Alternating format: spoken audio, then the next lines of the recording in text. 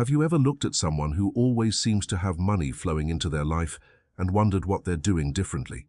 Not because they were born rich, not because they were simply lucky, but because opportunities seem to find them wherever they go. Maybe you've seen people who appear relaxed around money. They don't panic over every bill. They don't obsess over every expense. Somehow, even after setbacks, new income, unexpected opportunities, or helpful connections seem to appear at exactly the right moment. Meanwhile, others work harder than ever, stay busy every day, and still feel like they're constantly chasing financial stability without ever reaching it.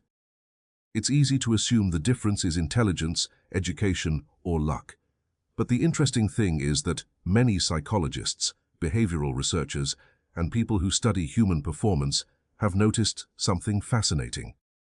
Our relationship with money often begins long before we earn our first paycheck. It begins with the invisible patterns stored inside our minds. Think about it. If two people receive exactly the same opportunity, why does one immediately believe they can succeed while the other hesitates, overthinks, and eventually gives up? The opportunity was identical. The difference was the internal story each person believed. Most people don't realize they're not only attracting experiences through their actions, they're also shaping their decisions through subconscious expectations they've carried for years. And once you understand how those expectations influence your daily behavior, you begin to see why some people appear to attract money almost effortlessly. Not because money magically falls into their lives, but because their minds consistently guide them toward choices that support abundance instead of fear. From childhood, we absorb thousands of messages about wealth. Maybe you heard that rich people are selfish. Maybe someone often said money doesn't grow on trees. Perhaps every financial conversation at home ended with stress, arguments, or disappointment. Even if nobody intended to create limiting beliefs, those repeated experiences quietly became emotional associations. Over time, the subconscious started connecting money with anxiety, conflict, guilt, or scarcity. Years later, those beliefs continue operating in the background. Not loudly, not consciously, but subtly influencing how you react every single day. Imagine receiving an exciting business opportunity. If your subconscious associates wealth with freedom and possibility, you'll probably feel curious and motivated. But if it associates wealth with risk or failure, hesitation appears almost instantly.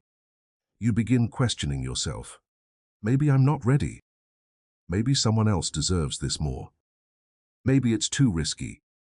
The opportunity hasn't changed. Only your perception has. And perception shapes behavior. Behavior shapes results. Results reinforce beliefs. This cycle repeats so consistently that it starts looking like fate. But perhaps it's simply conditioning.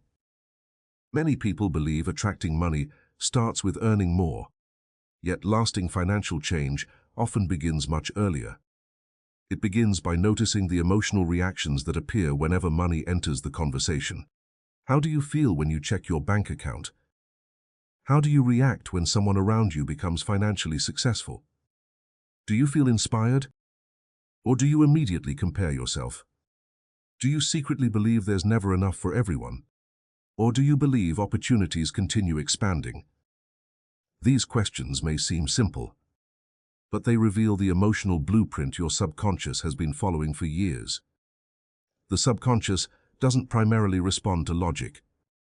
It responds to repetition and emotion. Whatever emotional state becomes familiar eventually starts feeling normal, even if that state isn't helping you.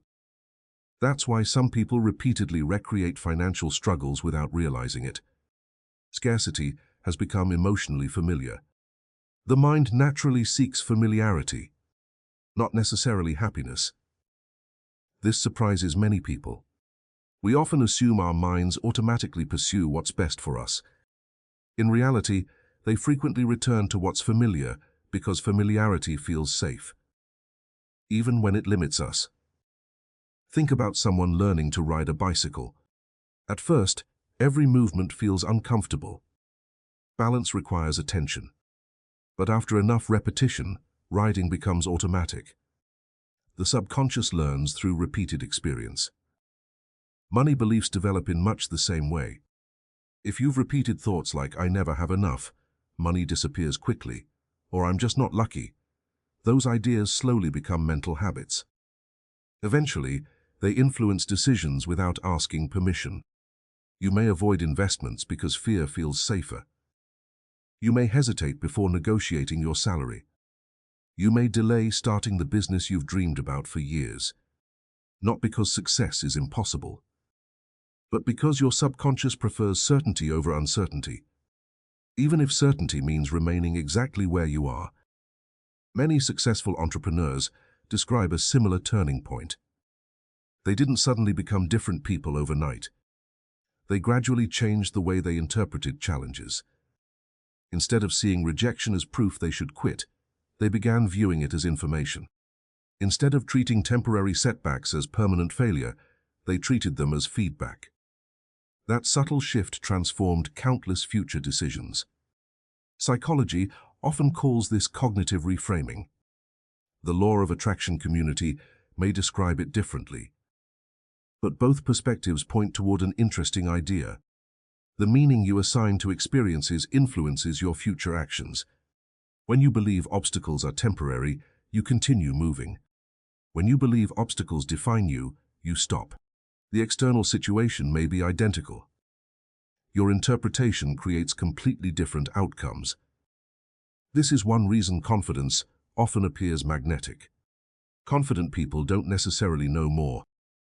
They simply trust themselves enough to keep acting despite uncertainty. That persistence naturally increases the number of opportunities they encounter. Others observing from the outside may call it luck. But much of it began with mindset. Have you ever noticed how people expecting positive outcomes often notice possibilities that others overlook? Imagine entering a crowded room. Someone focused on rejection immediately notices people who seem uninterested. Someone expecting meaningful conversations notices friendly smiles. The environment didn't change. Selective attention did. Our brains constantly filter enormous amounts of information. They highlight what appears relevant to our dominant expectations. If your subconscious expects scarcity, it becomes highly efficient at noticing limitations. If it expects possibilities, it becomes more aware of openings, ideas, and connections. This doesn't mean ignoring reality. It means recognizing that attention shapes experience. Many people who practice visualization describe something similar. They aren't necessarily trying to magically create money. Instead, they're repeatedly exposing the subconscious to images of possibility, confidence, and success. Over time, those mental rehearsals may reduce fear and increase willingness to act. Athletes have used visualization for decades. Musicians mentally rehearse performances. Public speakers imagine successful presentations. The brain often responds to vivid imagination in surprisingly meaningful ways. Perhaps that's why so many personal development techniques encourage consistent visualization. Not because imagination replaces effort, but because imagination can influence confidence. And confidence influences behavior. Behavior influences results. Another overlooked factor is emotional regulation. People who appear calm around money usually make better long-term decisions. They don't rush into investments driven by panic. They don't abandon every plan after one disappointment. Instead, they pause, reflect, adjust, continue. This emotional stability creates consistency. Consistency compounds. Small actions repeated over months often produce remarkable changes. Yet our culture frequently celebrates dramatic overnight success while ignoring the quiet discipline behind it. Think about saving money. One large deposit feels impressive, but consistent weekly savings often create greater long-term impact. The same principle applies to mindset. Tiny shifts repeated daily eventually reshape how you experience opportunities. Maybe you've noticed this in other areas of life. Learning a language, improving your health, building stronger relationships. Meaningful transformation usually arrives through repetition rather than dramatic moments. Money habits follow the same pattern. Some people also report that practices like meditation, gratitude, affirmations, or listening to calming sound frequencies help them develop a healthier relationship with abundance. While experiences vary from person to person, many describe feeling less anxious, more focused, and better able to notice opportunities after making these practices part of their routine. The important point isn't whether one particular method works for everyone. It's recognizing that regularly creating moments of mental clarity may influence how you approach financial decisions. When fear dominates every thought, creativity often disappears. When the mind becomes calmer, new ideas have more room to emerge. That's why gratitude receives so much attention in both psychology and manifestation communities. Gratitude shifts attention toward existing resources instead of constant lack. This doesn't mean pretending problems don't exist. It simply creates emotional balance. And balanced emotions often support clearer thinking. Imagine waking up every morning already convinced that nothing good will happen. How motivated would you feel? Now imagine waking up believing that today could contain one unexpected opportunity. Your actions would likely be different. You'd speak differently, listen differently, carry yourself differently. Sometimes the smallest internal expectation changes the entire direction of the day. Money often follows relationships. Relationships grow through trust. Trust grows through consistency. Consistency grows from identity. And identity grows from the stories we repeatedly tell ourselves. If your story has always been, "I'm bad with money," perhaps it's time to question whether that story was ever truly yours, or whether it was inherited. The beliefs passed down through generations aren't always permanent truths.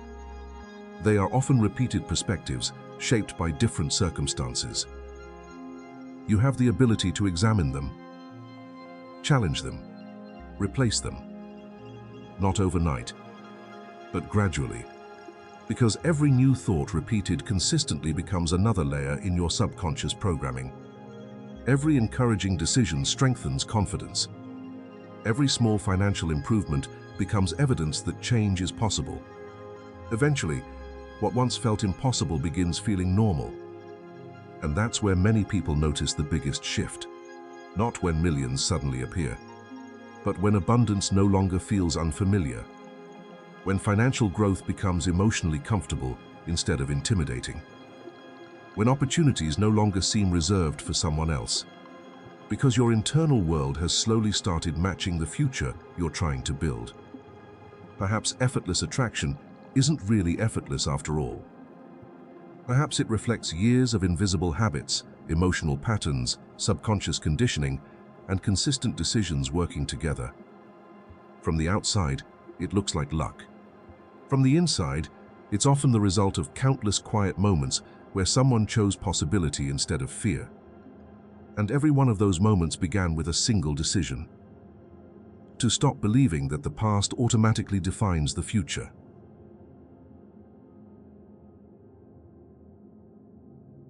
If today's message helped you see money from a completely different perspective, make sure you subscribe to the channel, because every week we explore practical ideas about manifestation, subconscious reprogramming, abundance, and personal growth that can help you build a healthier relationship with wealth. I'd also love to hear from you in the comments. What belief about money are you ready to leave behind? Sometimes putting that decision into words is the first step toward changing the way you think and act. And if you're ready to continue this journey, don't forget to check the link in the video description and the pinned comment.